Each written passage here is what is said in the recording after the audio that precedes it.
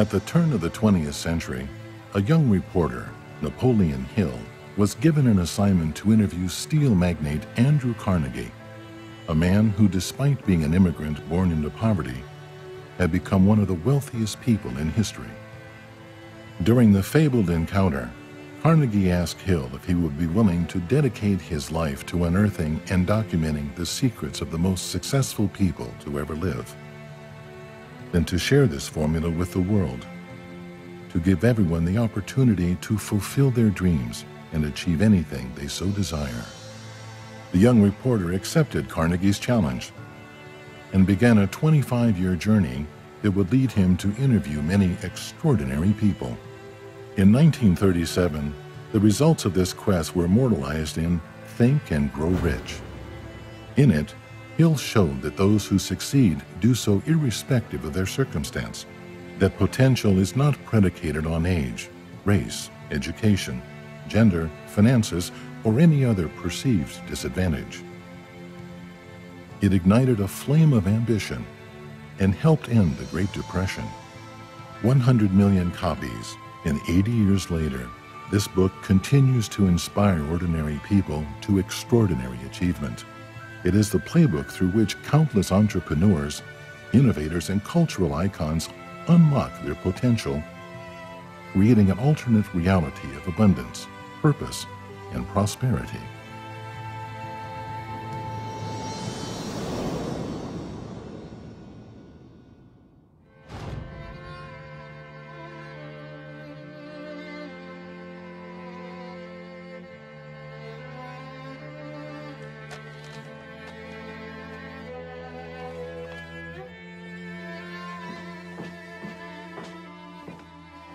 Thomas, why are you not in school?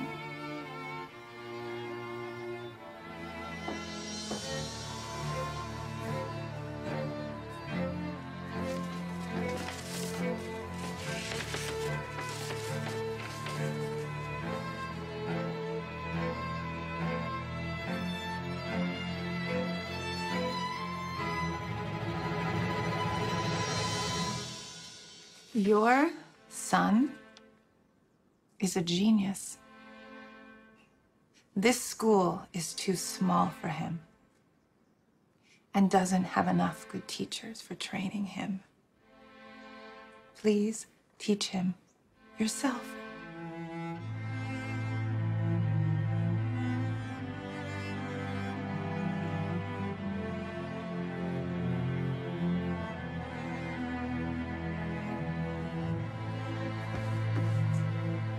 I'm gonna have you read to me today. So here you go. Remember where we left off? I think we were here. So start from there.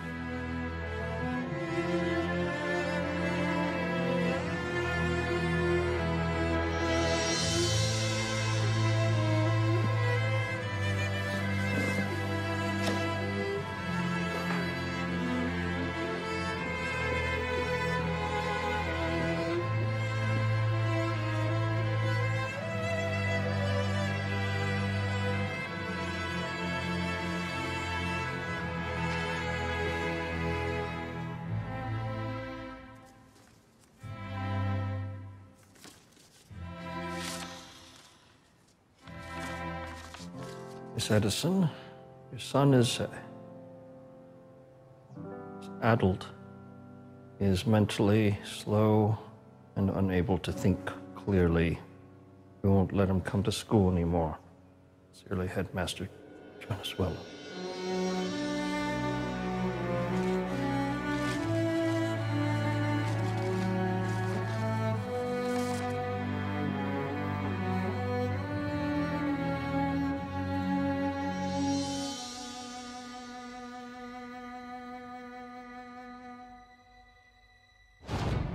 Every life has more than one potential reality.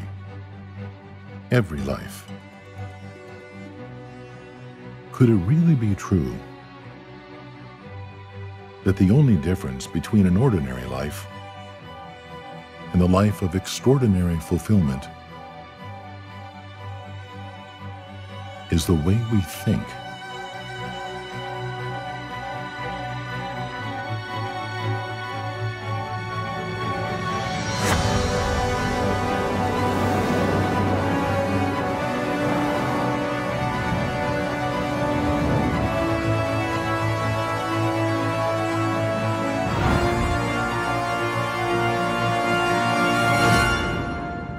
A lot of people relate riches just to money. Riches take in everything in our life.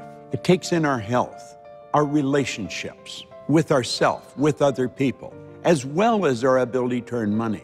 Money by itself is just an idea. Life should be a rich experience. It should never be shallow. Most people live like minnows in the shallows. They got to get out into the deep, and that's what Hill's material is designed to do. The hardest thing to actually master is faith. Because faith is the piece that's going to give you the ability to continue through the highs and lows and not just achieve one single vision, but how to apply it to every aspect of your life. Because when you get to that level, you feel like you're manipulating reality. I don't think there was a point along the way of my career where I wasn't seeing myself in a movie of where I was going to be a year out, 2 years out, 3 years out, and I saw it like it existed. You have to not only picture it, but picture it in living color and in great detail. And then, of course, the book teaches you if you could imagine it, you can accomplish it.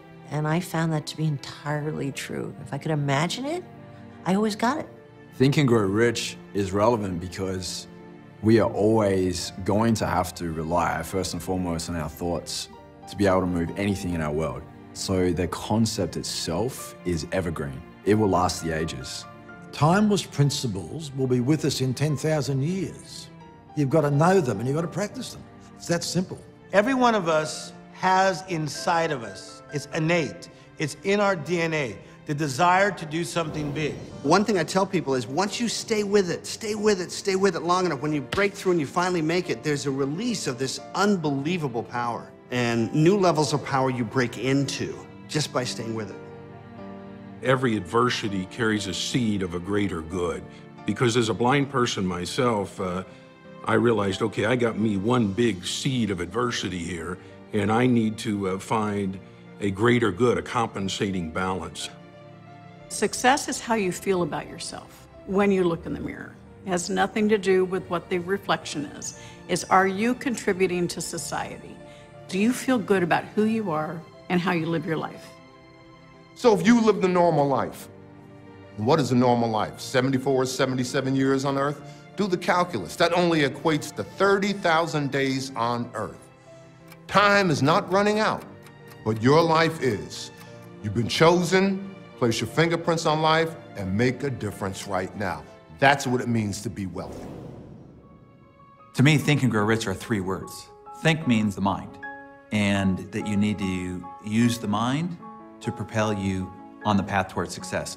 Grow means that you need to nourish it and constantly seek the growth and improvement of your mind. So the growth and improvement of your mind is what ultimately delivers the payoff, which is you become rich. So to be rich, to me, means control. You're in control of your life. Being able to do the work that I want to do, the way that I want to do it, when I want to do it, and to the level of excellence that I want to do it at. Living life by my own accord. It's about having freedom. Freedom to choose where you want to be, who you want to be with, what you want to do for a living, how hard you want to work, who you want in your life, who you want out of your life. It's freedom. Freedom to have your life exactly like you dreamt it to be and actually make it happen. That's rich. Rich is not just synonymous with money. Rich is synonymous with living. Life is about an expression of spirit.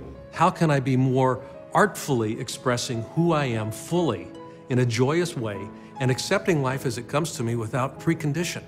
The difference is night and day. Once you become successful, once you live a rich life, financially and every other way, you'll wonder, why didn't I do this sooner? This is not a closed club. You can have all you want anytime you want. And it's just a matter of changing your life by simply changing your mind. So the question is never can we, the question is will we? Your future hangs in the balance. One of my favorite stories from the whole of Think and Grow Rich is the story of Edwin C. Barnes. This is a guy that had absolutely nothing and was really in a desperate place. I love his story because he just saw one thing. Like, he had a vision for what he wanted and he would not settle. The story goes of how he approaches Thomas Edison after traveling across the country with nothing in his pocket, literally nothing in his pocket, to go to the greatest inventor probably in history and say, I want to go into business with you.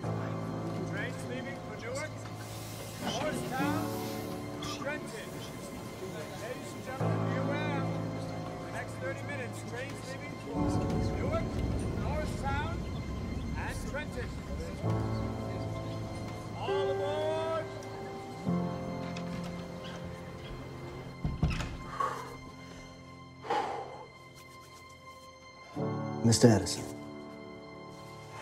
Mr. Edison.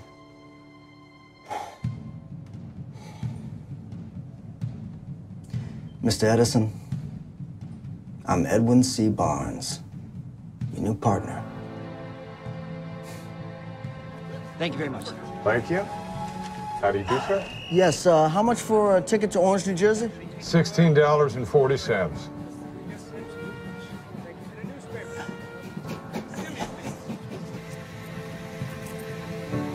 All aboard for Orange, New Jersey.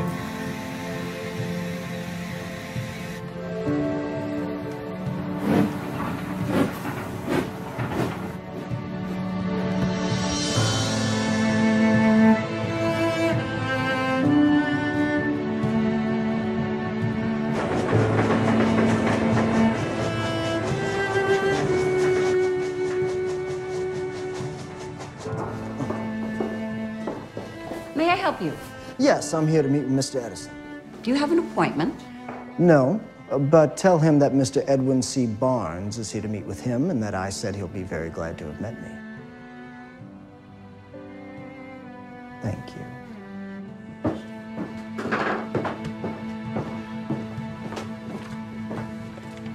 No. Tell them I don't care. We are not buckling. Do whatever you have to do.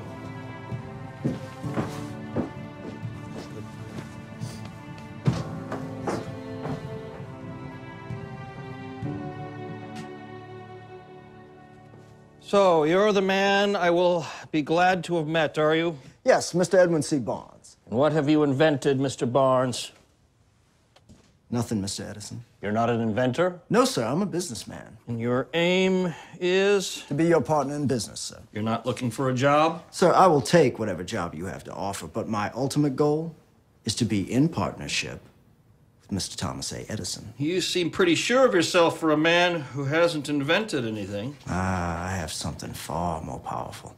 And what might that be? I am not interested in anything other than this one goal, and I will do whatever it takes to get it. You know, I turn away 100 men every week. I am not at all surprised. And most of them have invented some all-darn contraption or other. Electric chicken plucker, a automatic pen refiller. That one cost me a shirt. And you stand here with nothing. Oh, sir, desire is not nothing.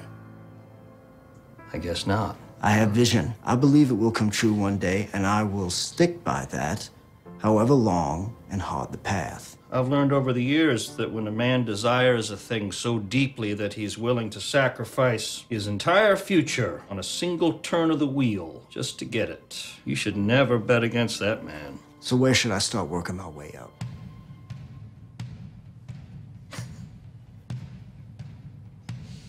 Tell Mr. Burroughs to start you in the stockroom. Thank you.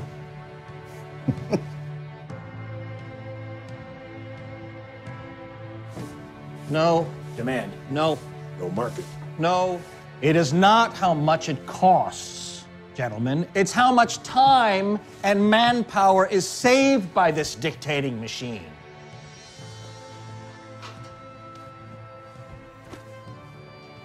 I don't think my region's gonna go for it, Mr. Edison.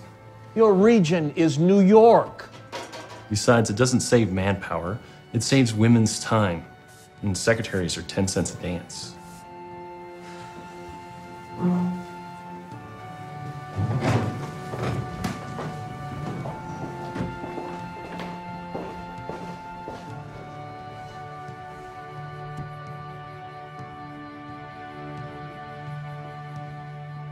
I believe I can sell you a dictating machine, Mr. Edison. In New York? In every city in America. One day, every office and every town's gonna have one of these. Time is money. When you save one, you make the other. Even women's time? No such thing. Time's time. What's this? Plans. To sell your invention. This is a marketing plan.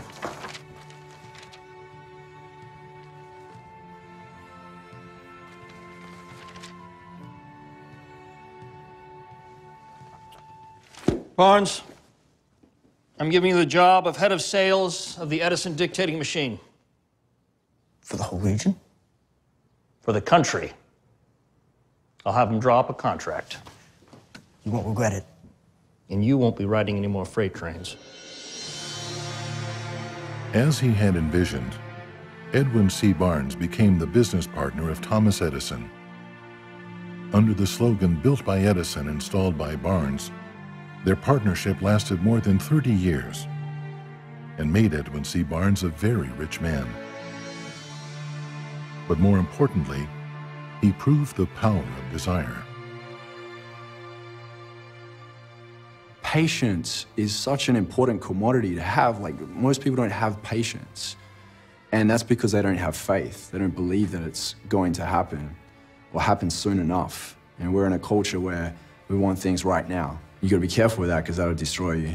You end up dabbling and you end up giving up and you end up missing out on so many amazing things that life has to offer if you give up too soon. My eternal search is, how do I live a half-full life where every day I get up with energy? And the only way to ultimately do that is to calibrate all aspects of your life and create a life plan from love to business to security. You have to build that if you want to achieve that. And what I would consider true wealth is getting up every day and looking at the world half full. A few years ago, I was in my office. It was around 9:30 in the evening. And I was shuffling bits of paper and wondering, who am I going to go and see for a bit of business to earn some fees to pay those bills? And the office security guard came in the building to lock up. And he just said to me, time to lock up. And I said, just give me 10 more minutes, 10 more minutes. And then he walked away and I just stood up and went to the filing cabinet and looked at a few files. Who could I call for a bit of business? And then he came back again and I said, well, just give me 2 more minutes. And then in that moment, he asked me a question, and this one question changed the whole of my life. He said to me, what time do you get in this morning? I just said, well, 8 o'clock, and then he walked away. But as I stood there by the filing cabinet, I realized, well, I've been up since 6, on the road at 7, in the office at 8 o'clock. It was now 10 in the evening almost. By the time I get home, it's going to be something like 10:45 at night. And I'd done that, not just today, but last week and the week before, in fact, for months, in fact, for years I've been doing that. And being absent from my family, working all these hours, getting absolutely nowhere. And in that moment, I remember standing by the filing cabinet and I grabbed the filing drawer and I just slammed it. And I said, I've had enough of this. In that moment, I had an idea.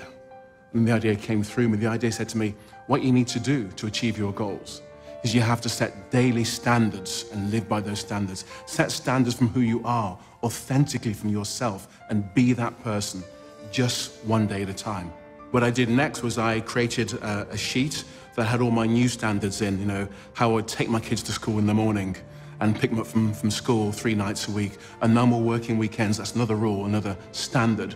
No more evening appointments for clients. And any clients that I have from this point onwards, they'd have to come and see me in the office from anywhere in the country.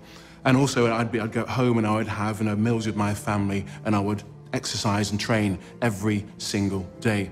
I even make standards around my clients, how much income they should have, the wealth that they should have, and they must be nice people.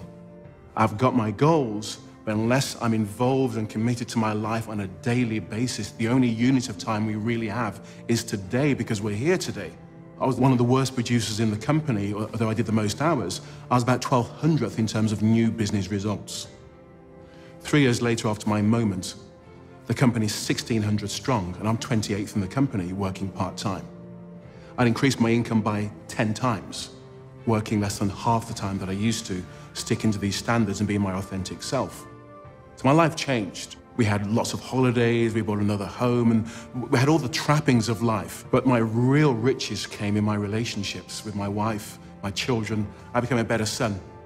I became a better brother, a better friend to all those around me, and I grew rich in relationships and in love. Well, I've been rich and I've been poor. Rich is a lot better, but rich means I don't have to change my time for someone else's money. I can do anything I want because I think it's good and pure and powerful and honorable and significant. I get to do what I want to do. So whether it's feeding people in Haiti or sending 500 kids to college or creating a nice lifestyle for myself and those people I care about, being rich is living life the way you feel you should be and having the wherewithal to do it. The Henry Ford story totally blew me away, and I was able to read it and immediately act on it. I was great at certain things in my business, which I knew what they were, imagination. I was great at marketing. I was great at recruiting, all the outside things, but I wasn't any good at all at reading numbers or understanding finance. When I read that Henry Ford story, I immediately went out and I hired Esther Kaplan, my opposite as my business partner. She could do financial statements, get the money from the bank, create the systems, do personnel management, all this stuff that I wasn't good at, she was great at. And if not for that story, I don't think I would have seen the light that you can always hire the attributes in the next guy that you don't have yourself and build an empire on their know-how versus your know-how. And that made me really, not only smarter, but set me free.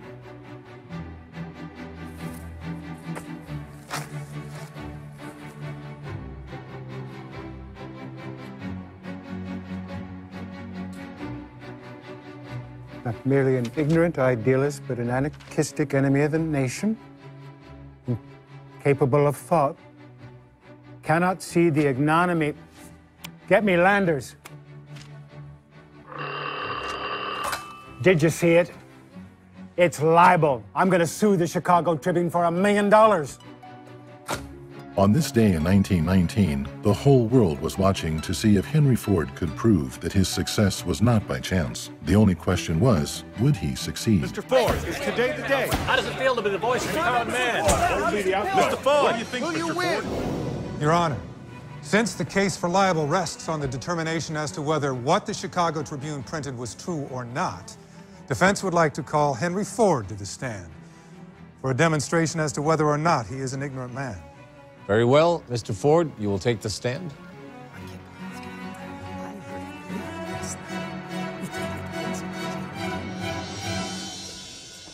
You solemnly swear to tell the truth, the whole truth, and nothing but the truth? I do. Mr. Ford, I'm going to ask you a few simple questions to determine whether or not you're an ignorant man. How much schooling do you have? I went to grammar school to the age of 16 when I quit to become a mechanic in a machine shop. That turned out to be a considerably more useful education for the work I would become famous for. Can you tell me how many soldiers the British sent to America to put down the rebellion of 1776? Well, I don't know the exact amount, but I heard it was considerably larger than ever went back. Who was Secretary of State under James Madison? I myself was not alive in 1811. And even if I was, I don't see how that particular tidbit would help me run my business. How many people in this courtroom know the answer Your Honor, to that I question? object. The witness is not permitted to question the public. Nobody? Doesn't surprise me. And how many of you good people got a college education? Your Honor. I suggest you try to get your money back on that, since the Chicago Tribune could write that you're ignorant on the front page of their newspaper and try to get away with proving it. Mr. Ford, would you please confine yourself to answering the question? Well, can you repeat the question? Who was Secretary of State under James Madison?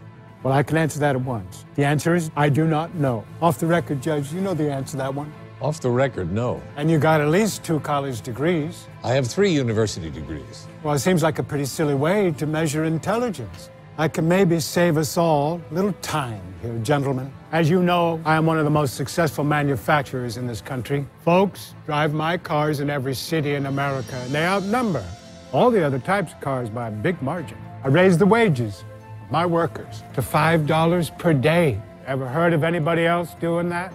If I don't choose to clutter up my brain with general facts and tidbits of historical knowledge, well, I don't have to. As I have a row of electric buttons on my desk, I can push any one and have at my elbow an expert in every branch of knowledge who are on my payroll. Does that sound ignorant to you? The witness is trying to take over this trial again, Your Honor. I move that he be found in contempt of this court. Motion denied, Mr. Jensen. I think we're about finished here. I am almost finished here, Judge. I want to ask one last question. Do you think an ignorant hick tripped in a junkyard and accidentally invented the internal combustion engine-powered automobile? If you think that, I suggest you try making one at home from scratch. Then we'll compare it to my creation and see whose looks like it was made by an ignorant man incapable of thought. Through the assistance of his mastermind group, Henry Ford had at his command all the specialized knowledge he needed to enable him to become one of the most accomplished people in the world. The court finds in favor of the plaintiff, the Honorable Henry Ford.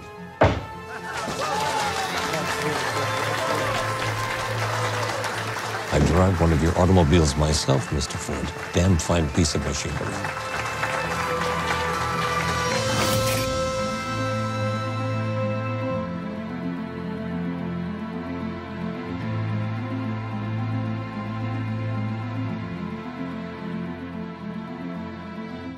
People think that you have to be brilliant in every aspect in business and life or whatever it is to be successful.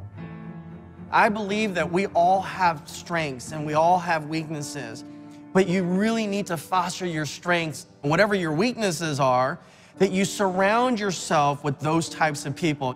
Henry Ford created a mastermind alliance, and that's what you have to do.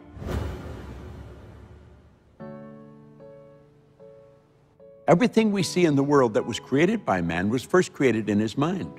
It's like Van Gogh said, I dream my painting, and then I paint my dream. We have to understand that whatever Rembrandt or Van Gogh used, we have available to us. This book changed my life. It was August 18, 2006. I'd been practicing law, and a friend invited me to a management seminar. And I remember arriving on the Friday night, and I'm in the seminar room, and it was such a transformative evening that I could tell you exactly where I was sitting. I could tell you what I was wearing, and I could tell you what the speaker that came out on stage was wearing and what he was saying. And, well, it was Bob Proctor. And he had the book Think and Grow Rich. And he was talking about the lessons he had learned. At that time, I guess it was about over 45 years. He's now been studying the book for 55 years. He said, most people tiptoe through life, hoping to make it safely to death. I thought, wow, what a concept, because when we're born, we're risk takers. We're just naturally risk takers. We want to get up there, we want to walk around, we want to, learn to run and learn to do things. And then as we grow older, we're taught to play it safe, stay in the comfort zone. And he quoted Bill Gove saying, if I want to be free, I got to be me. Not the me I think you think I should be, not the me I think my wife thinks I should be, not the me I think my kids think I should be. If I want to be free, I got to be me. And I better know who me is. And I remember it was like a bucket of ice poured over my head, and I thought, oh my God, am I living the life I'm meant to live? And he kept saying, what do you want? What do you really want? And something inside of me woke up, and it was like, there is a greater purpose for me. I'm physically in the seminar room, but my mind is flashing through the boardrooms and executive offices. And I started to see this program. I started to see the design of the program, what it would be called, Thinking into Results. I could see it on a Fortune 50 executives bookshelf, and I could see the executives coming up to me and saying what a big impact it had on their life and their family's life and their entire company and community. And I remember walking out of the seminar room on the Sunday evening, turning around and literally talking to the seminar room, and I said, I don't know how, but I'm going to do this.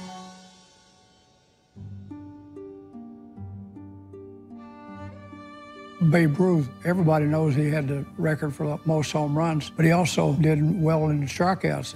One time he was asked by a sports reporter, said, Babe, what do you think about when that pitcher strikes it out? He said, I'm starting to feel sorry for the next one I face because it's time for another home run. So he didn't concentrate on the strikeouts because often he'd strike out several times in one game. But he also, a lot of games, he hit a home run with somebody on base and won the ball game. So only the success is what counts. But we can lose focus by counting on where we didn't succeed and not enjoy and progress on what's been successful for us. When I first saw the book Think and Grow Rich, it reminded me when I told my mom at 16, I'm gonna get rich. The mentality that really makes the difference is action. It's not intelligence, it's not connections, it is action. I've never thought I was limited to this. the cranium, or 5'8", or a body. He was really confronting the spiritual being, not the physical body. Thought is not a physical thing, it's out here, right? I've just been lucky enough since the age of 25 to be interested in my personal development and getting rid of limited thinking so I could have and create and move toward abundance and prosperity and freedom, real freedom. You're free if you create freedom for yourself.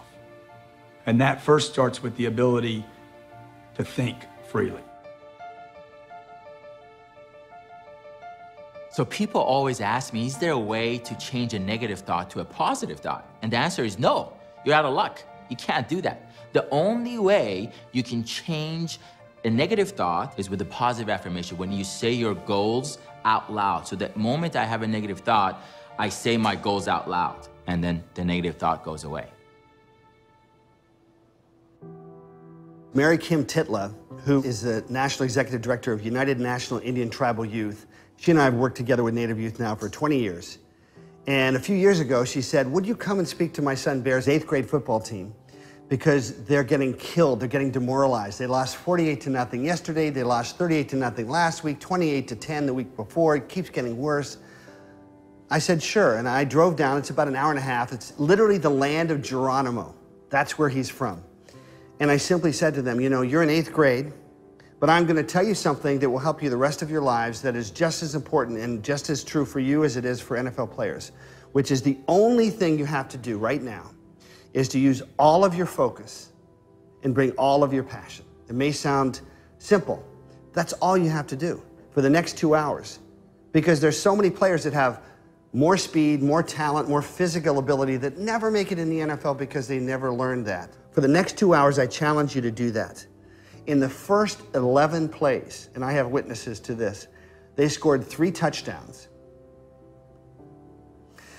They won the rest of their games. Mary Kim told me they didn't lose another game. And then 3 months later, she calls me up and she says, 16 of those 22 young people are on the basketball team, including my son Bear, the quarterback, and they just finished the regular season undefeated. Now, that wasn't my power. It was simply helping them see the power they had. Well, my story starts as a young man. At age 17, my biggest ambition was to be an All-American football player and then go into the NFL and hopefully play for the beloved Dallas Cowboys. And the coaches and the scouts and the people that monitor those sorts of things kind of assured me I had the size and speed to do that. And I thought my future was set. Then one day, during a routine physical to go play another season of football, I was diagnosed with the condition that would cause me to lose my sight. 10 years later, I was totally blind, and I woke up that morning, I instantly knew I'd lost the remainder of my sight, and I knew I would live the rest of my life as a blind person, and the thoughts and the doubts and the fears that came over me would be impossible to describe. I was 29 years old. I had never met a blind person. I didn't have a clue what I was going to do with the rest of my life. So the only plan I could come up with involved moving into this little 9 by 12 foot room in the back of my house. And in my little room, I had my radio and my telephone and my tape recorder. And I really fully intended to never leave that room again. The thought of traveling millions of miles and talking to millions of people, or writing 30 books and having 6 of them made into movies, or doing speeches, or running a television network with over 1,000 stations, or doing this movie project would have seemed as foreign to me as going to the moon. So I sat in my little 9 by 12 foot self-imposed prison, and I never thought I would leave that room again. And I sat there broke and despondent and depressed and suicidal. I thought of that. I remember they brought me a white cane, and they said, Jim, this will never be away from your side. You'll never have a job. People won't like you. Women won't want to hang around with you. Men won't put up with you. You're never going to make money. You'll need to get on relief or welfare. And this cane will never be more than a few feet away from you until you die. And I sat that cane on one side of my chair.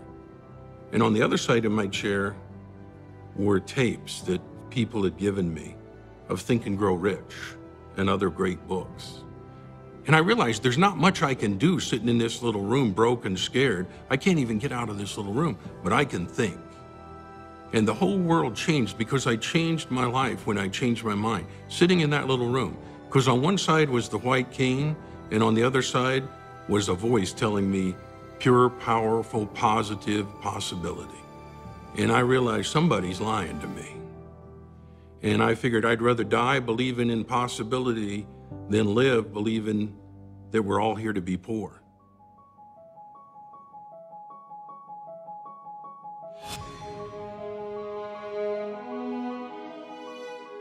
Well, some people don't believe in the law of attraction, but I've proven it, I've seen it scientifically, and therefore it exists.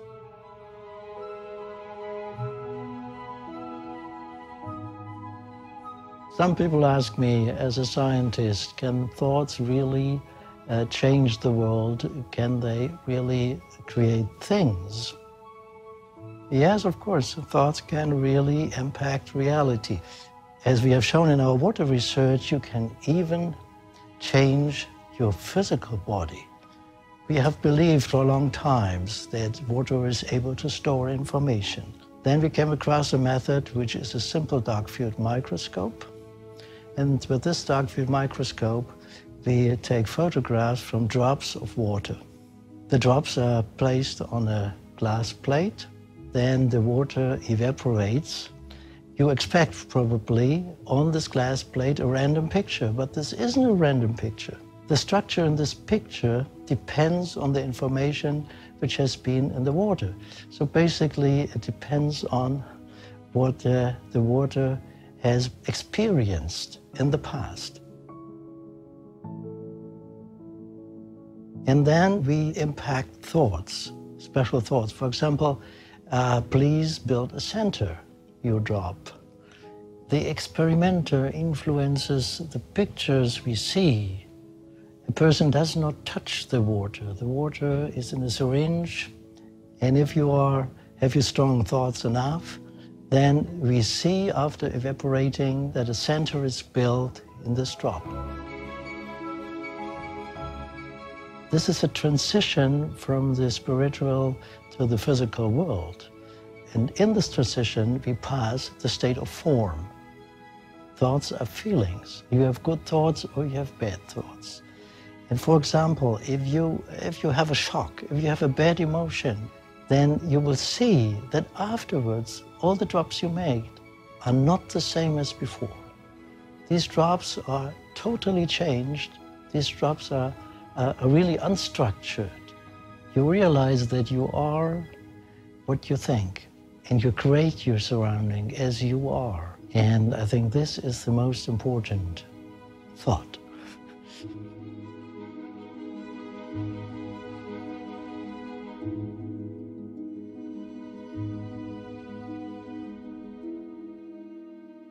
The power of thought can be so strong and have such an impact that you don't even realize what your thoughts might do to you or to others. It was sometime in the late 80s, I was living in La Jolla. It was during a very severe drought in California. I had heard on the radio that the reservoirs were so low that there was no drinking water for animals who would visit these reservoirs, and animals were dying, and I thought, well, this sounds like a good cause. So we thought we'd make t-shirts and bumper stickers, because back then you didn't have social media and other ways to promote things. It was very old school. And we wanted to have this name called Think Rain. So Think Rain was this idea we had, and we were going to use it to create awareness about raising money and also maybe even get people to think about the necessity to conserve water. I called up Sacramento from Southern California and I said, how long does it take to get a statewide trademark? Really? And they basically said, we'll send you the application. That'll take probably 2 weeks. You can fill it out, send it back. But I don't really have that much time. You know, in my mind, it was an emergency. I decided we were doing it and I wasn't going to wait for paperwork. So we got in the car, my friend drove, and we had a pad of paper, and I took a pen and I scribbled on it really thick, Think Rain. And as soon as we got on the freeway, the first car I held the sign up to, without even realizing it, was a station wagon full of nuns. And they were like, you know, bless you, you know? So we began to flash every single car we saw through the whole state of California on our way from Southern to Northern California to go to the state capitol to get this document we wanted to secure ownership of the name. I don't know how many people we flashed. It must have been, I don't know, it could have been 1,000 or more. And every person was like, yeah, Think Rain, that's a great idea. And so as we pulled into Sacramento, I remember going under this underpass, and as we went under it, there was like a drop of water that hit the windshield, and I thought, is that like just condensation? What was that? So we pull into the Capitol and we go into the Secretary of State's office. Look, her schedule is really full up today. I'm sorry. It's really important that we get our trademark done today. No, you have to submit it, and the Secretary of State will review it and will send it back to you. Is there anything you can do to just get 5 minutes? I promise. That's all it'll take. We told her what it was about, and she goes, well, just a minute. And she comes back about 10 minutes later and says, the Secretary of State of California, March Fong Yu, will see you now. And we're like, really? This is about bringing awareness about the terrible drought that's been going on in California. We believe that Think Rain can be something that people can start thinking positively about and putting their energy towards to stop this terrible drought. That's why we wanted to see you directly. And you believe this will make a difference? Madam Secretary, you can see outside your window. The drought is affecting everything.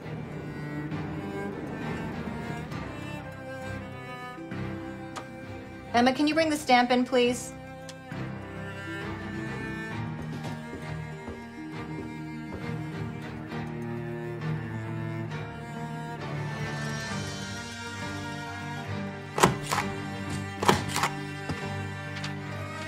Go make history.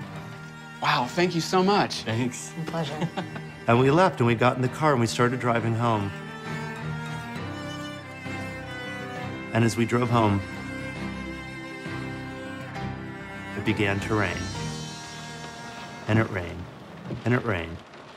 And that drought was over. We never made a single bumper sticker. We never made a single t-shirt because there was no reason to.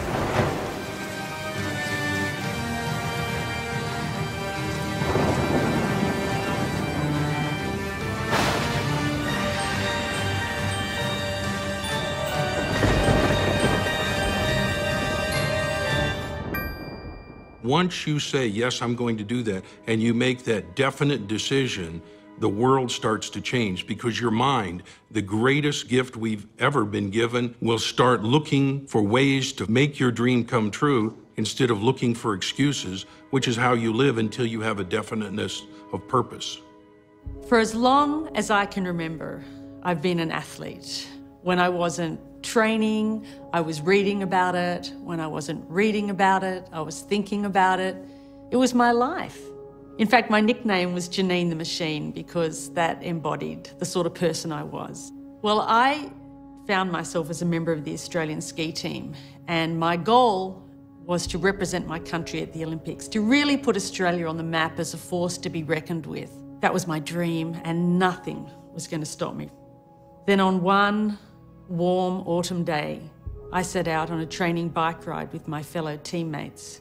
We'd been on our bikes for around 5.5 hours when we got to the part of the ride that I loved, and I got up off the seat of my bike and I started pumping my legs, and as I sucked in the cold mountain air, I could feel it burning my lungs.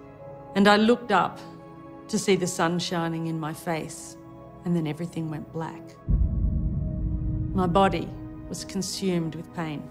I'd been hit by a speeding truck.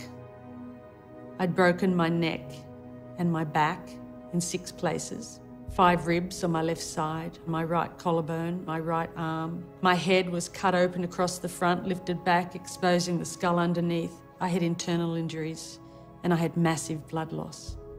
One part of me was in intensive care, excruciating pain, and the other part was detached and pain-free.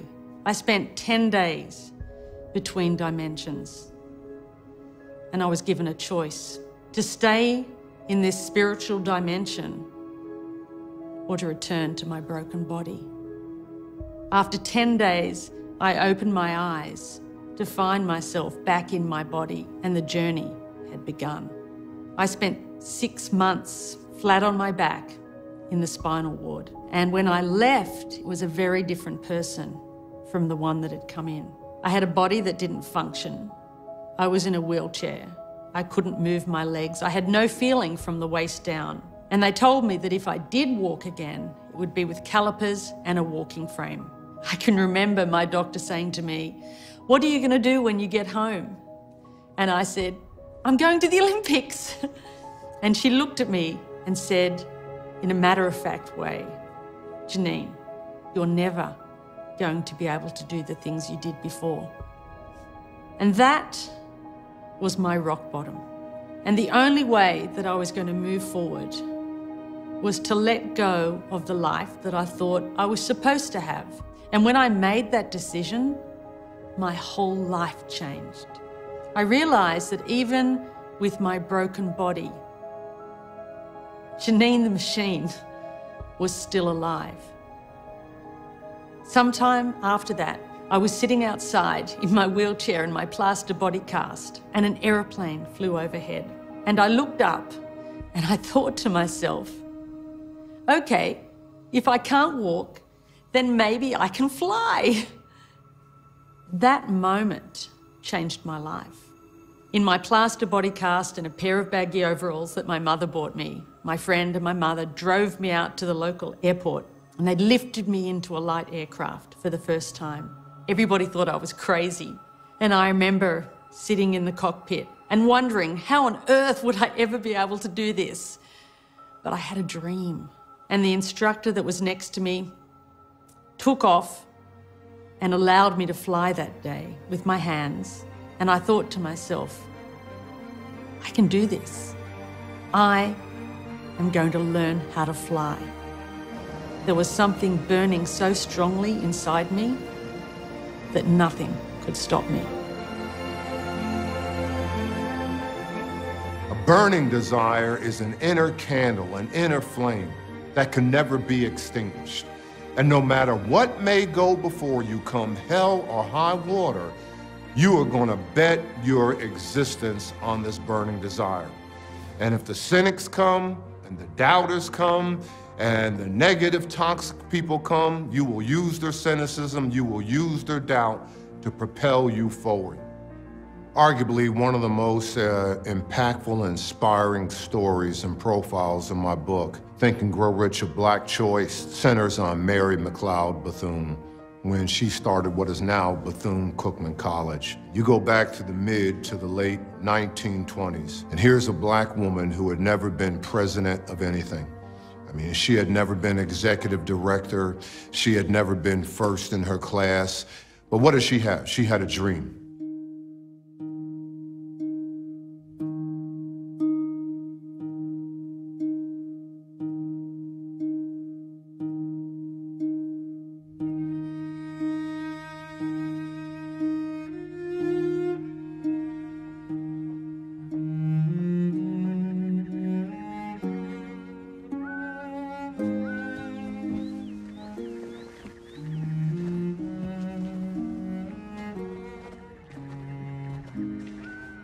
Hello. Are you here for school? Yes. What's your name? Mary McLeod. Can I help you carry them books? Those books. Those books. Yes. Thank you, Mary. Why are you so early? It's 5 miles, and I didn't know how long it would take to walk over here. You walked 5 miles by yourself. How old are you, Mary? 11. I run most of the way. Why did you come by yourself? Don't you have brothers and sisters? I have 2 younger brothers, but they too small to come. And 14 big brothers and sisters, but they too busy with work and such. But when you teaches me how to read, I can teach all of them how to read too. True. Miss Mary McLeod, you ran 5 miles before breakfast, and you are the 15th of 17 children. Yes, and this is your desk.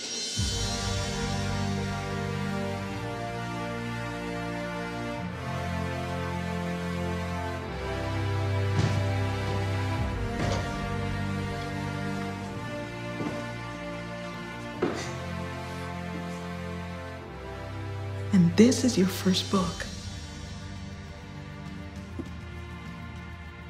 But I can't read it. I don't even know its name. You will read it. This is the best day ever. Better than birthdays and Christmas and all them other days. In 1904, with only 6 students and desks made of discarded milk crates, Mary Bethune started her own school for girls. In 1931, she became president of Bethune-Cookman College. Shortly after, she was invited to the White House by President Roosevelt and First Lady Eleanor. Right this way, Miss Bethune. What an honor to meet you. The honor is mine, Mrs. Roosevelt. You know, you were the president of a college when there was hardly a woman college president anywhere in the world. Well, when you start a little school and grow it up to be a college, no one could tell you no to being president. Your college is thriving now while others are failing, and I know why. It is our pledge to make a lasting contribution to all that is finest and best in America, to cherish and enrich her heritage of freedom by working to integrate all her people, regardless of race, creed, or national origin. I can't believe I'm sitting in the White House and the First Lady is quoting me to me. How was this fire born in you? Have you always had it?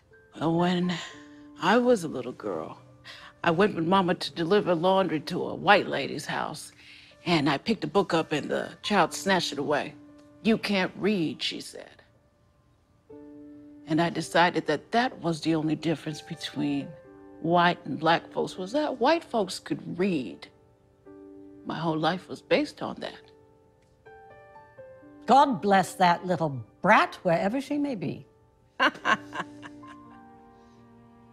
She helped create a great woman who's brought the light into thousands of lives.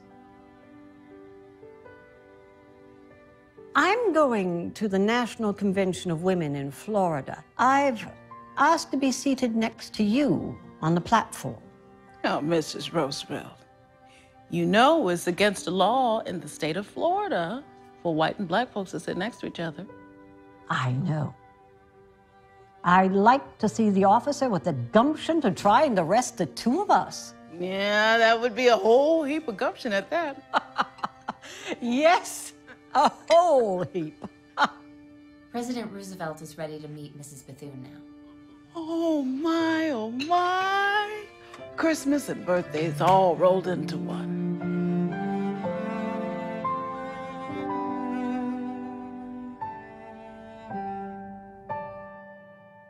She started where she was, and she wasn't going to be deterred.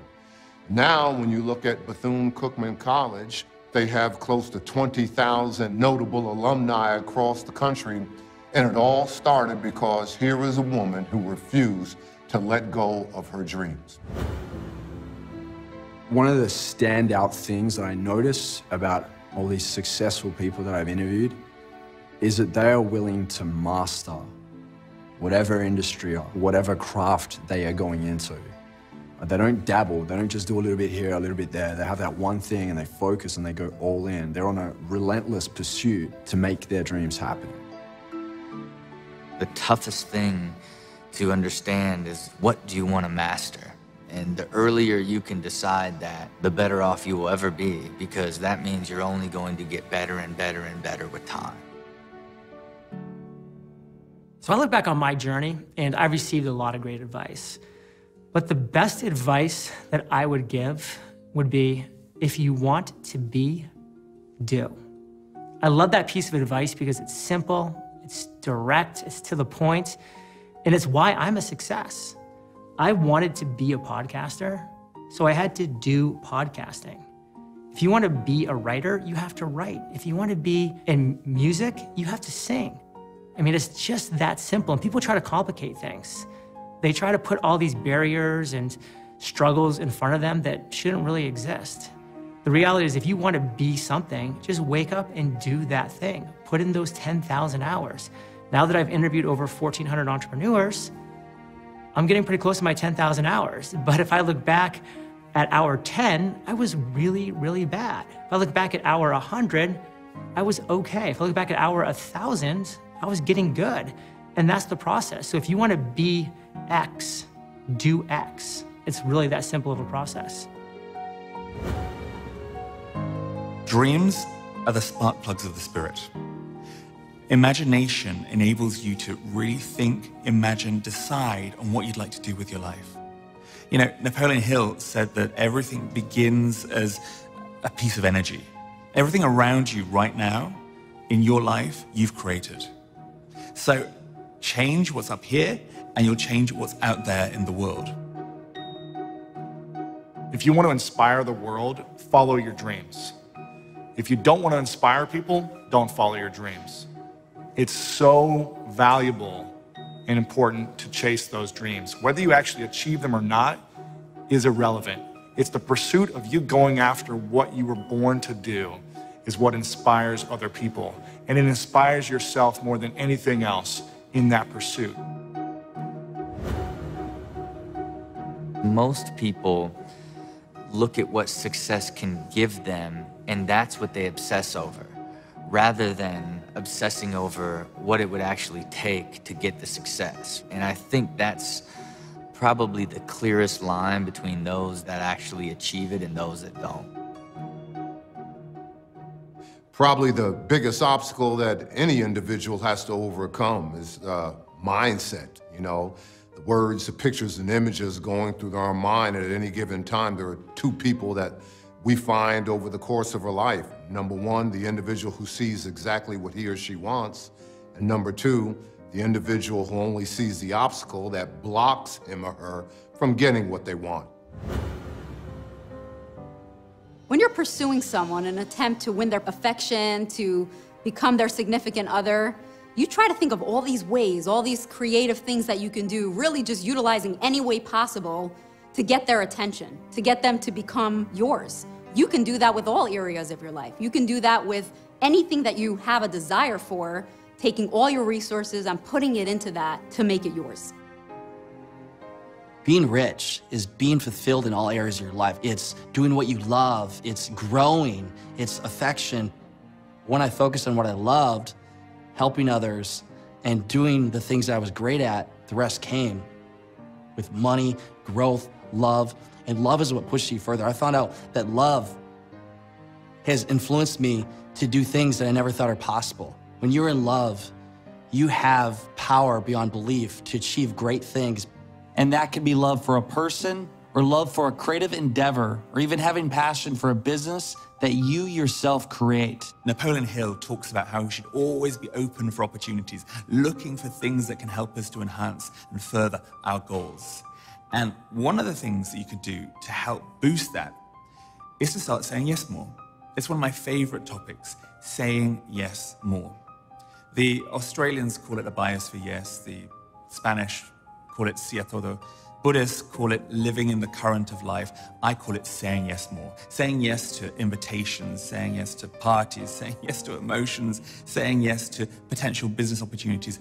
Say yes more in your life, and you will naturally open yourself up to more of the opportunities that start coming.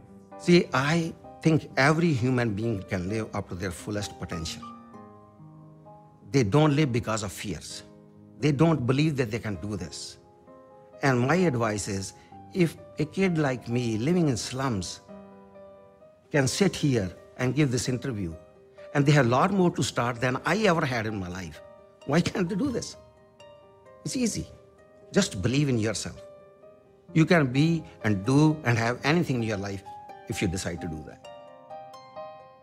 The one piece of advice that I share with everyone to change their life, over 10 years of research of physics, metaphysics, quantum physics, of all types of tremendous experience, the easiest way to change your life is to say thank you or think thank you before you go to bed, and to say or think thank you when you wake up. Now you need to do it 30 straight days so it becomes a part of your subconscious and your unconscious, but that attitude of gratitude will attract everything you desire. It'll change your entire perspective and your entire reality.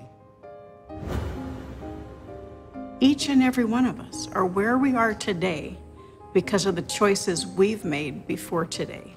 And if we want something different, if we want to truly be rich, we may need to make a few different choices from today going forward. You cannot change anything in your life unless you change the way you think about life. If you want to change what you're doing in 5 years, you have to change what you're doing now. And any change requires action, and any action requires thinking.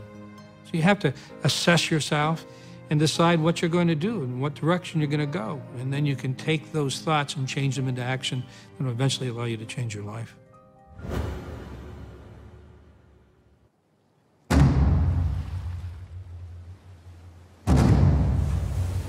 There is a legend of an ancient commander. He ordered his men ashore, leaving only a single sentry aboard each of his ships. His soldiers were about to face an army that far outnumbered his own. But the commander knew that fear itself was the greater enemy.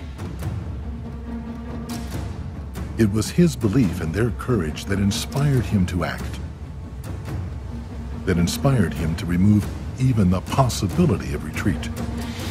My men have courage in their hearts. Victory lies within them. How can I unleash it?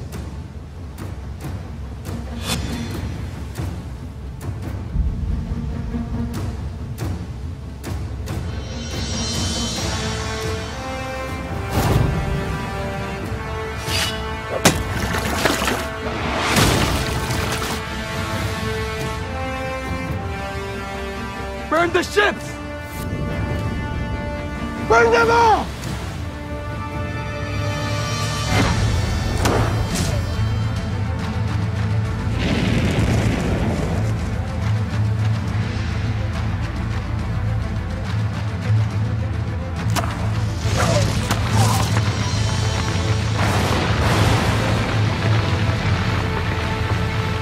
There is no retreat!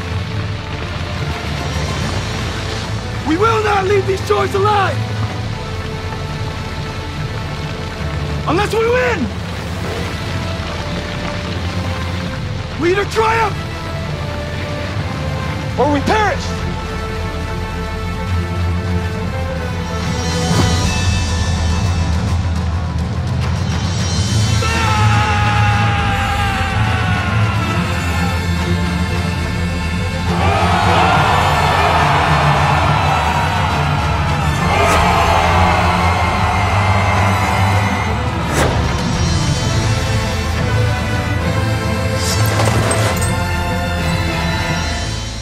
And when they did, each person who wins in any undertaking must be willing to burn their ships and remove any chance of retreat.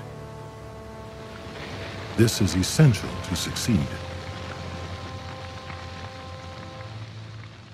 When you read this book, Think and Grow Rich, it really hits you hard when you think about the story of burning the ships. There is no other option. There's no backup plan for this. It's either do or die. And that's exactly what my parents did. Imagine coming to a foreign country, you don't even speak the language, and then you come to this country with a suitcase with a few pairs of clothes, and then you land right here somewhere in Los Angeles, California. Most people don't even understand the sacrifice.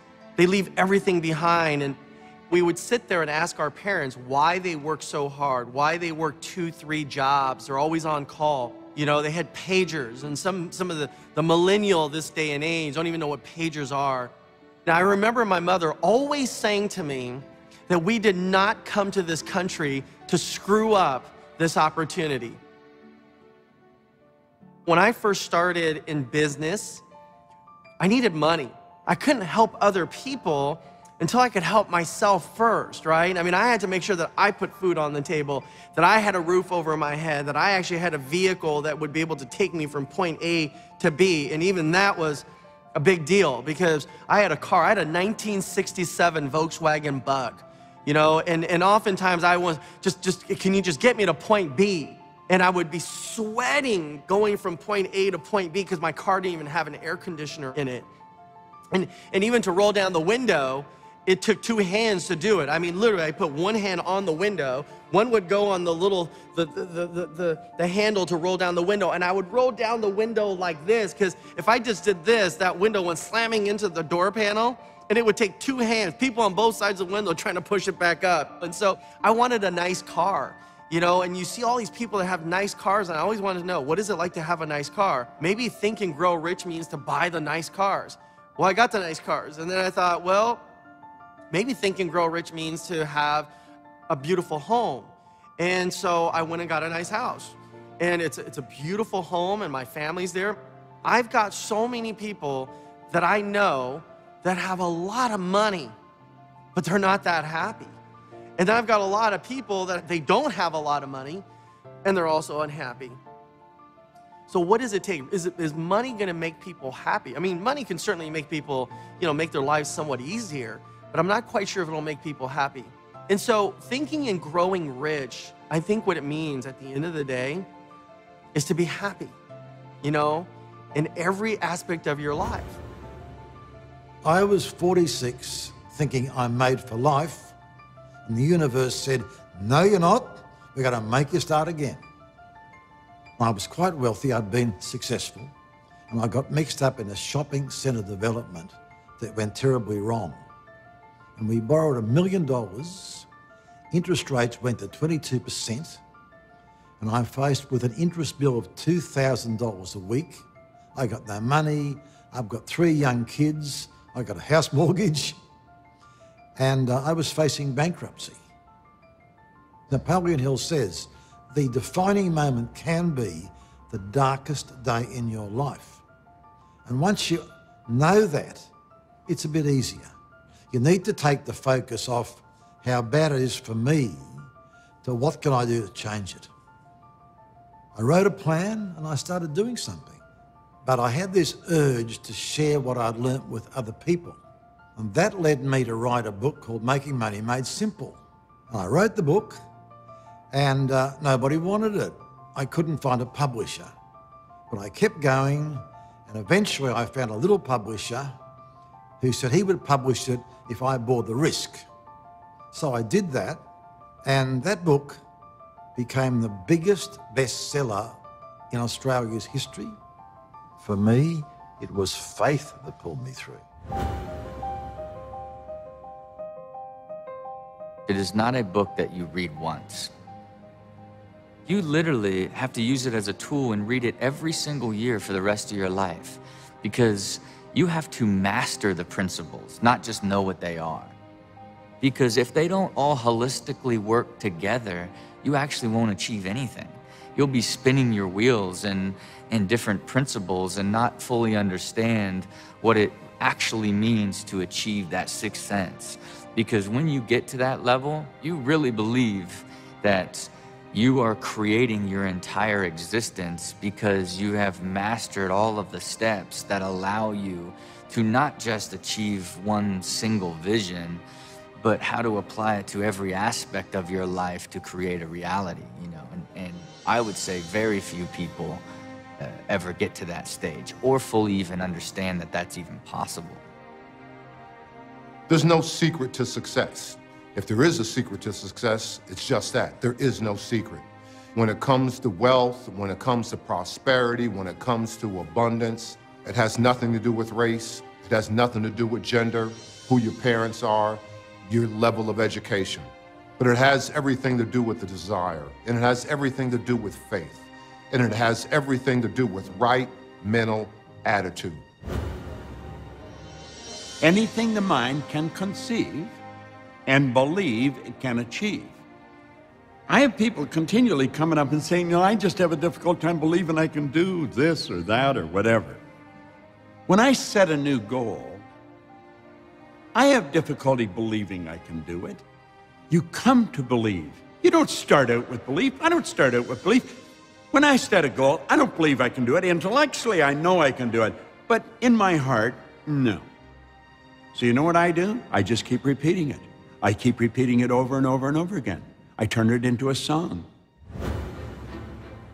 If I wasn't persistent in my goals of wanting to become an African-American quarterback, I probably would have quit somewhere along the way.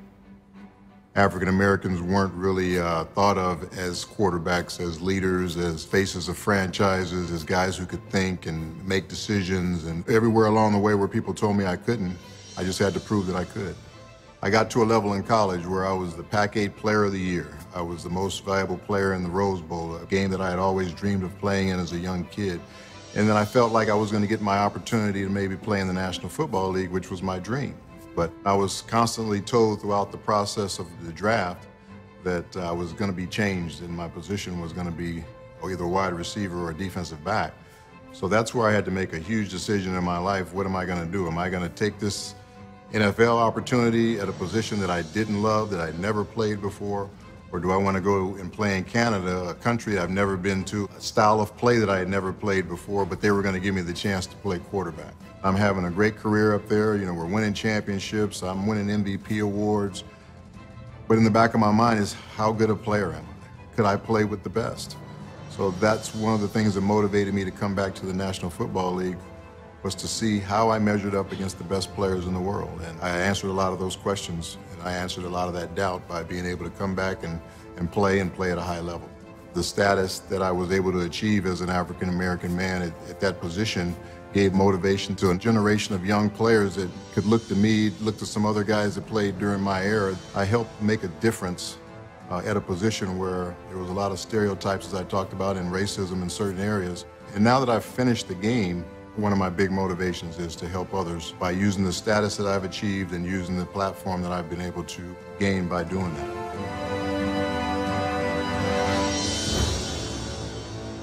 If your goals and desires are stronger than the adversity that you will face, and we're going to face adversities, it'll pull you through, and then you'll be successful. I can't achieve my success without temporary defeat, without getting kicked in the face every now and then. But that's okay. Use it as education. And that's where you can rely on the pillars of the 13 principles for success that are within this book. When the opportunity came and the Napoleon Hill Foundation was looking for somebody to write the Latino version, and I heard about it, I thought, that's me, I've got to do it. One of my favorite stories is a story of Jesse Trevino. He became one of the most famous and respected Latino artists in the country. His works hang at the Smithsonian Museum in Washington, D.C. But as a younger man, few can imagine the fear he faced and the courage he summoned. The year was 1967. The Vietnam War was raging, the draft was on, and Jesse received a telegram. Report in 3 days to your local draft office in San Antonio. And he decided to serve. He said, yeah, I want to go and do my part for my country. And all of a sudden, he was right in the middle of battle. Dear Mama, I'm a foot soldier patrolling the Mekong Valley in Vietnam. In just 3 months, half of my unit has been either killed or wounded. Every day I imagine being home, near to you.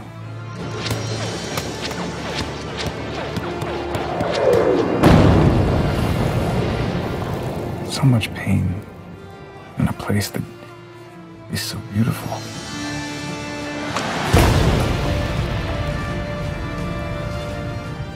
His right arm was on fire and all but severed at the elbow. The main artery in his leg was cut. He couldn't move. He was bleeding to death.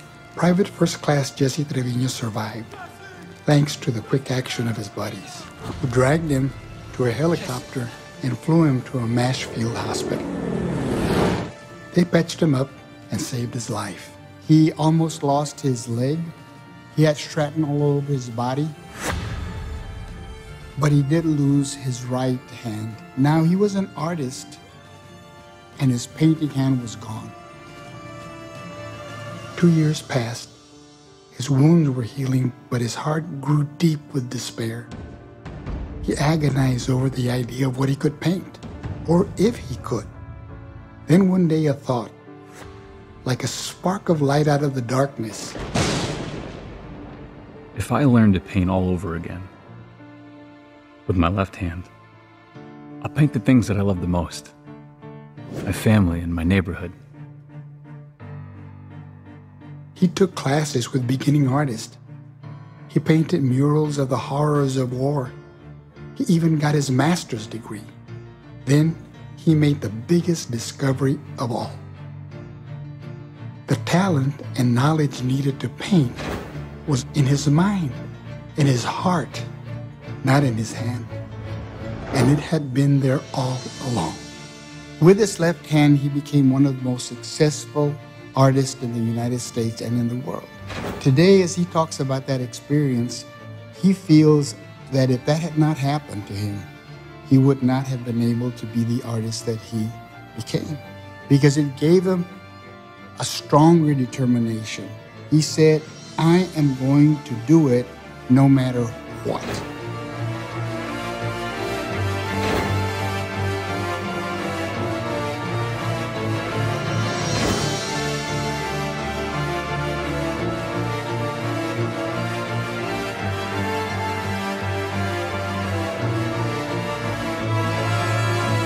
A lot of people set out with a great desire to accomplish what they want, but they get tripped up along the way, tripped up by obstacles. So I think every hugely successful person I've met has extreme desire. But you know what they have that is so grossly underestimated more than anything else is an inability to feel sorry for themselves when they get hit. They certainly feel the pain like everybody else, but they're very good at getting back up fast without feeling sorry for themselves. And I have found that to be my #1 trait. But it's the inability to feel sorry for yourself that explains an enormous amount of success in life. Personal, business, whatever your goal is. I've had a lot of people talk to me about my legacy, and when I was growing up, my dad would ask me each night, have you added value to someone's life today? And so I believe legacy is created each and every day.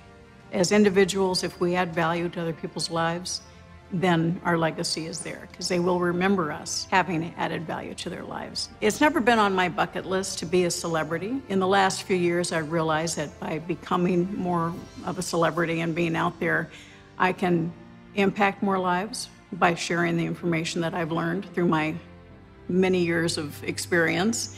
And so it's important for me so that at night I can say I truly have added value to someone's life today. I was only 11 when my father died, and I was the eldest of 5 children, so I had to overcome it. He never treated me like a regular girl.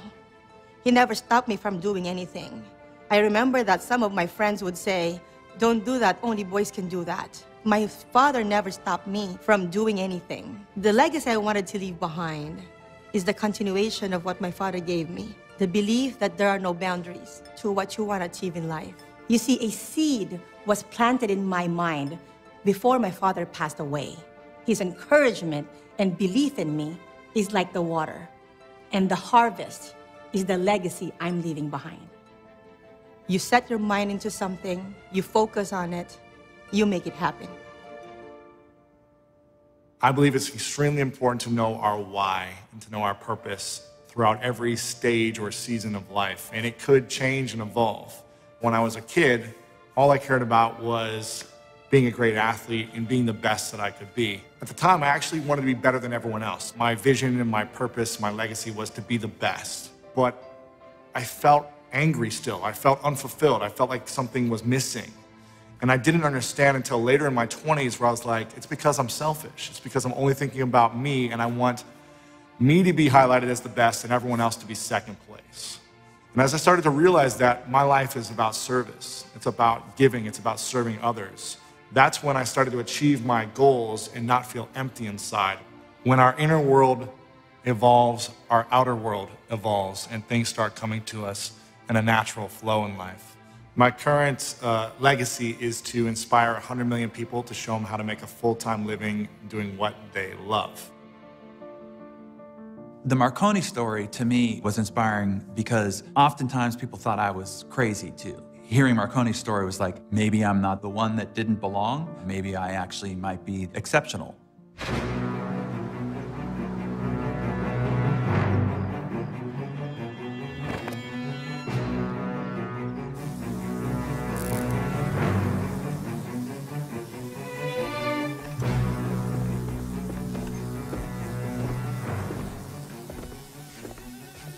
Mr. Marconi?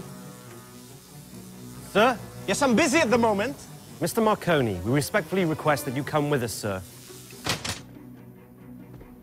I couldn't possibly. I'm right in the middle of... We have papers that give us the authority to take you... Papers? Are you from the government? No, we're... From the military? Ministry of Defense? No, sir. Thank God for that. We're from the hospital. What hospital? St. Albans. There must be a misunderstanding. Isn't that a mental asylum? Yes, sir. If you would just come quietly, I'm sure we can straighten this out later. On whose authority? The hospital was called by your friends. Friends? Acquaintances, perhaps, concerned for you. And on the gossip of idle, ignorant troublemakers... If you'll just come with us, sir, I'm sure it'll be straightened out. I will not come with you.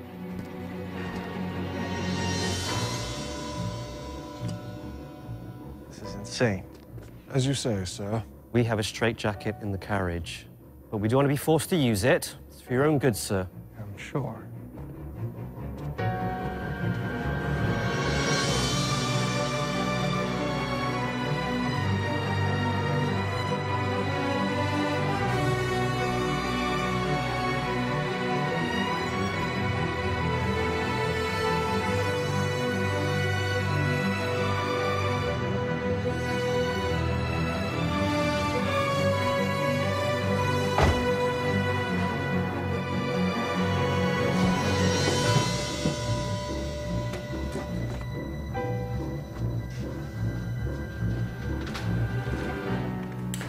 Mr. Marconi, I'm Dr. Fielding.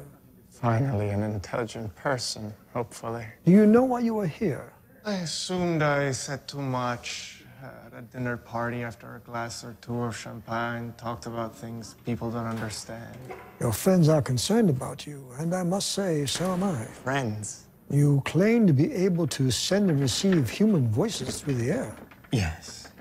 Well, you obviously don't realize it, but this is the textbook definition of schizophrenia. I don't hear disembodied voices in my head. Good.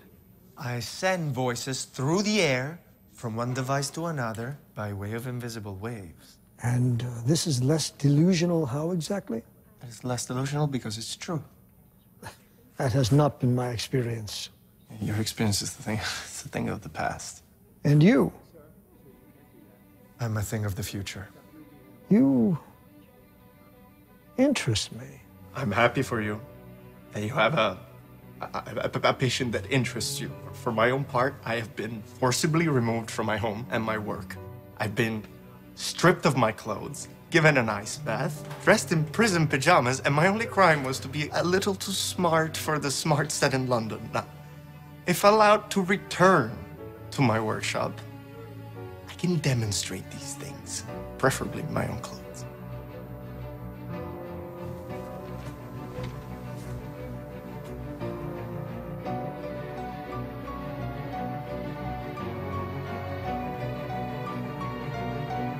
Come with me.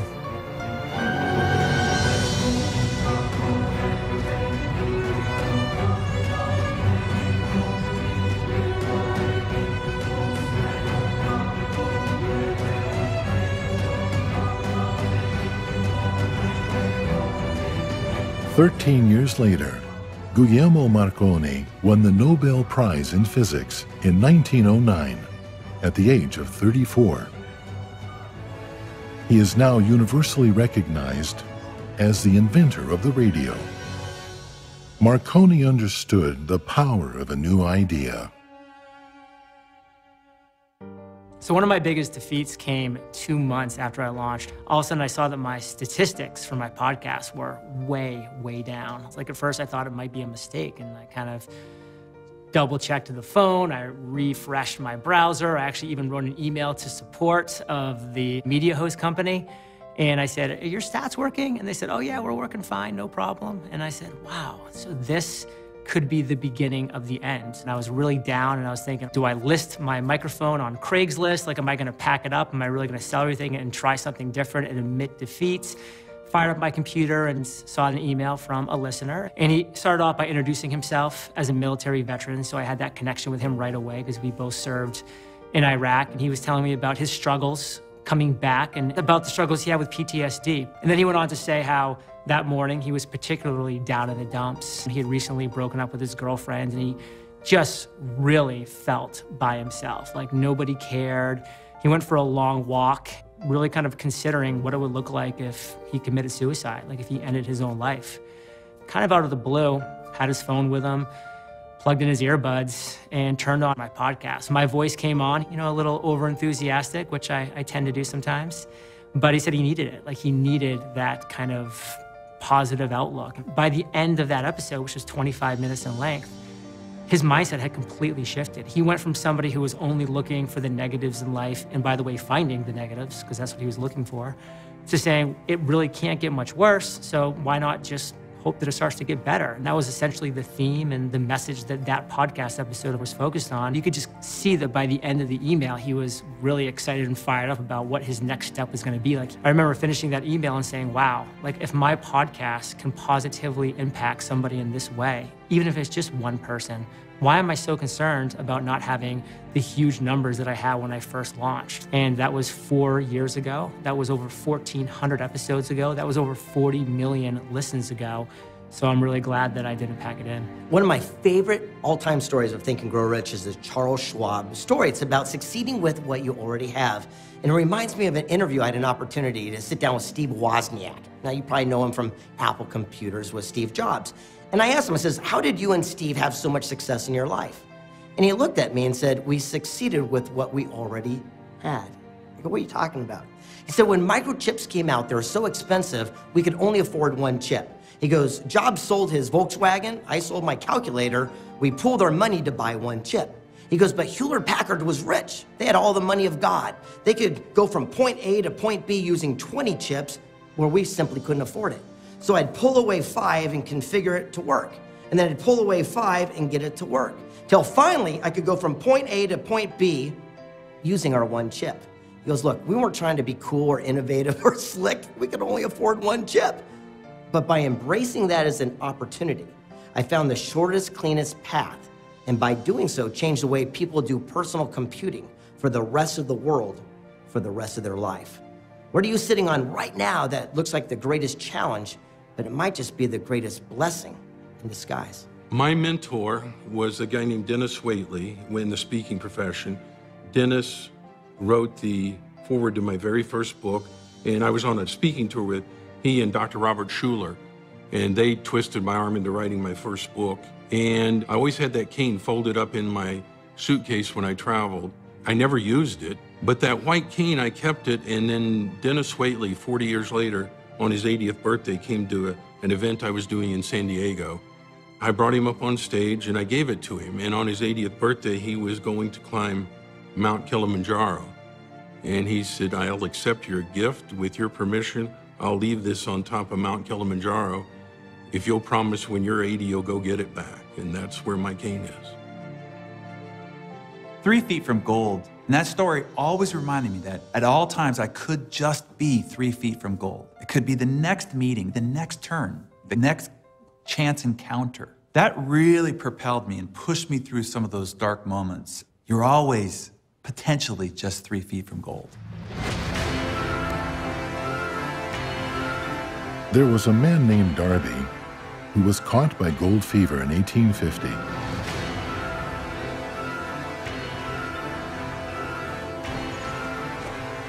He staked a claim and went to work.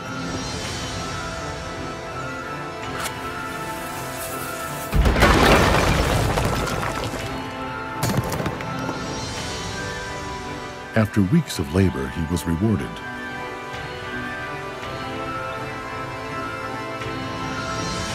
There's a lot more where this one came from. Now, we just need the right equipment to get it out the ground.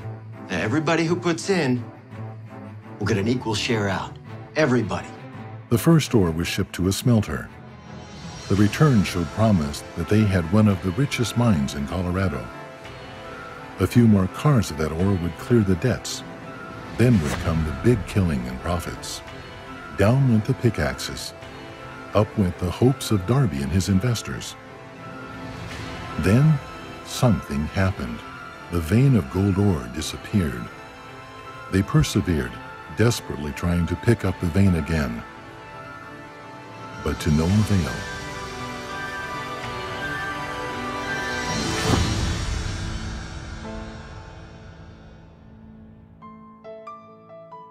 Had a good run, I guess. And then it ran clean out. Nothing but rock. Spent all we had in this equipment. Maybe somebody else could use it. I reckon I can find a buyer. I'll give you $100 for the lot.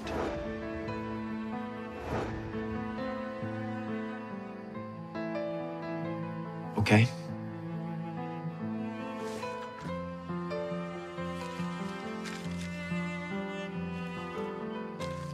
Where was this? Get your mind out. This particular junk man had an eye for opportunity. He called in a geologist to do a little calculating. By my reckoning, this mine failed because that fella Darby was not familiar with fault lines. When the earth shifts, the vein can jut over a few feet. A few. 3, maybe 4, 5 feet at the most.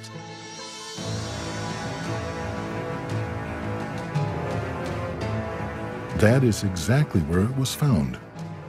The junk man took millions of dollars in ore from the mine because he knew enough to seek expert advice when encountering an unexpected obstacle.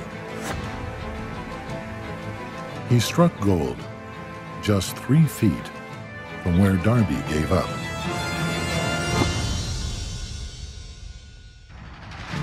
When Darby heard about the riches he might have earned had he not quit, he made the most powerful decision of his life. He promised himself to never quit again in his new line of work. As an insurance provider, he became one of a small group of fewer than 50 people who sold more than $1 million in life insurance annually. He recouped his losses and paid all his family and neighbors back the money they had invested. He also discovered that desire itself can be transmuted into gold.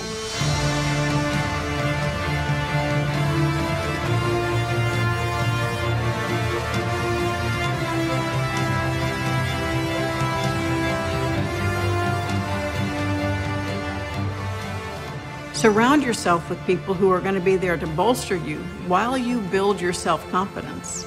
Have people on your team who are strong where you are weak. Have people on your team who want to support you. Have been where you want to go. Mentors that will open the door for you. That power of association is so strong. Everyone's still searching for that sense of power. And the first and most powerful way, literally, to do that is help someone else. And Napoleon Hill's vision is that happiness is absolutely created, not through riches, even though it's in the title, and it's confused a lot of people. The richness is in giving happiness to other people, giving that sense of power to them that they can influence others. And by influencing others, simply by making them feel valuable, important, unique. Now they've reaffirmed their own purpose, and now they realize their power was always there in the first place. You are the defiant human spirit. And when you connect with that, you defy the things that hold you back from being all that you can be. The biggest dream you ever had in your life is alive and well, and we all have those big dreams, goals, passions, callings, things we want to do in this life. And sometimes we haven't thought about them in 5 or 10 or 15 or 20 years, and the only thing you have to do to activate it is sit right where you're sitting right now and say, yes, I'm going to do that. I don't know how to do it, when to do it, where to do it, who to do it with, but once you say, yes, I'm going to do that, and you make that definite decision, the world starts to change. You've been born an original, don't die a copy. There's nobody else like you.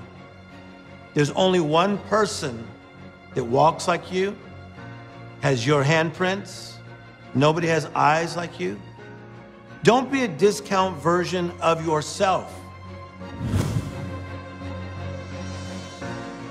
As you dig into Napoleon Hill's work, what you're really digging into is who you are. And who you are is so big. I have studied it every day for 55 years, and I think I'm just scratching the surface. Do yourself a favor and really begin to think. That is Napoleon Hill's legacy. That is your opportunity.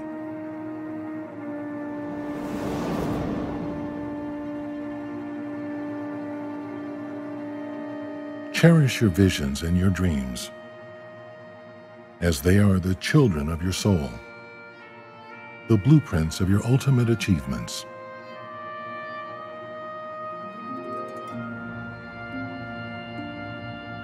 Create a definite plan for carrying out your desire. And begin at once, whether you are ready or not,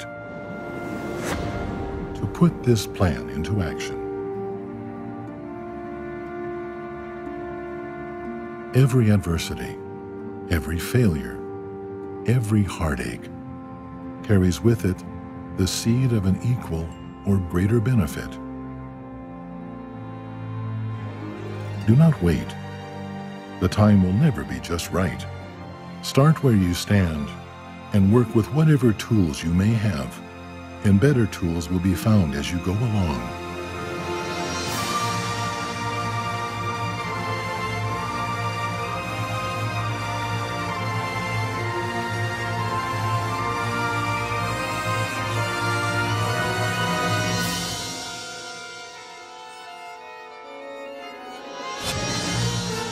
Desire is the starting point of all achievement. Not a hope, not a wish, but a keen, pulsating desire, which transcends everything.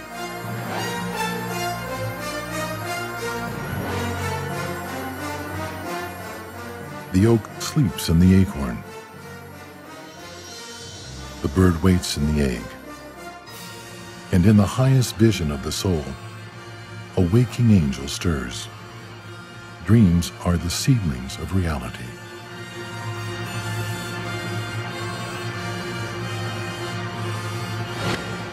Through some strange and powerful principle of mental chemistry, which she has never divulged, nature wraps up in the impulse of strong desire that something which recognizes no such word as impossible and accepts no such reality as failure.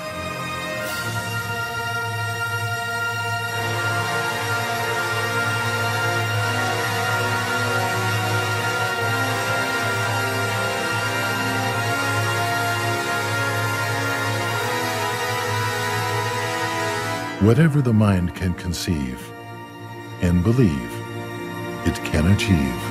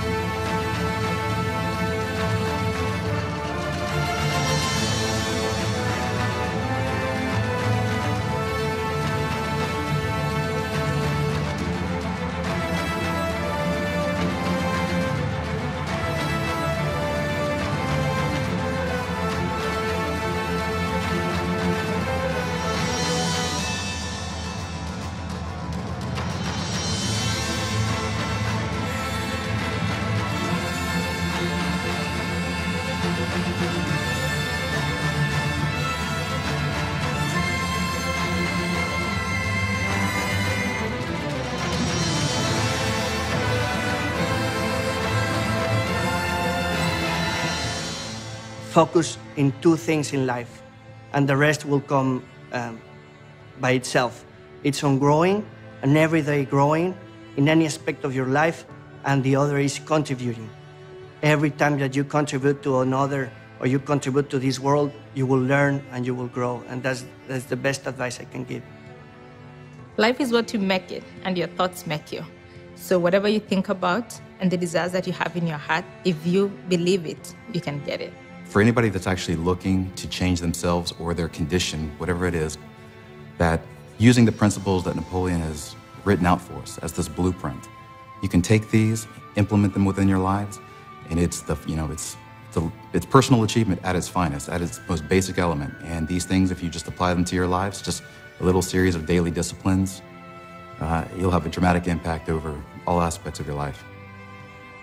For me, I always felt like I could do anything after I read the book. If I wanted it, put my mind to it, desired it enough, I could grow whatever I wanted. I took the chances because I had faith, and the faith that comes from the book that says, if you believe it, you can do it. Make your own choices. Doesn't matter if they're good or bad. Let's just learn from them. And that's how you're going to create yourself. That's how you're going to mold your life. That's going to be your life. You purposely decide what you want the contents of your mind to be, then you program in those thoughts. Now, your thoughts are still going to control you. You are still going to habitually act and react and think and feel and conduct yourself because of your thoughts. But you've put yourself in front of the process because now you have designed the contents of the thinking that will now automatically guide you. These things become habitual, and a person really can get to the point where 95% of the time they are actually thinking positive, and they're speaking positive, and they are acting as if they really expect and believe what they think is going to come about is going to come about. Napoleon Hill says that conduct yourself as if that what you want, is already, you already have it. Well, that's a very basic metaphysical principle and one of the most powerful. Act as if. I started studying the subconscious mind and realized that it worked like an autopilot. For example, if you have a plane that's going from Stockholm to LA, and as soon as it has left the ground, the pilot can switch on the autopilot. As it goes a little bit out of course, the autopilot sets it back to the normal intended course. The same way our subconscious mind works, and that was a defining moment, realizing that I had an inner autopilot taking me places I didn't want to go. And throughout the suggestion in Think and Grow Rich, I got the tools to actually make a change. Follow your dreams. Put up some goals. What do you want in life? What is your passion? Do whatever you want, not what your friends want. Just feel the power of living your dream, and you can do whatever you want in your life. It's your dream. Step out of your comfort zone. Do something that you don't think you can do, whether it's finishing a marathon, making $1 million, getting the guy, getting the girl, making the team. Don't be afraid to do it, because just once in your life, you need to go out and try something that you just don't think you're able to do. And even if you don't make it happen, you're never the same. That the person you become when you push and actually try to do that, it just changes your life forever. And it's worth it. Just do it. Get out there and try it.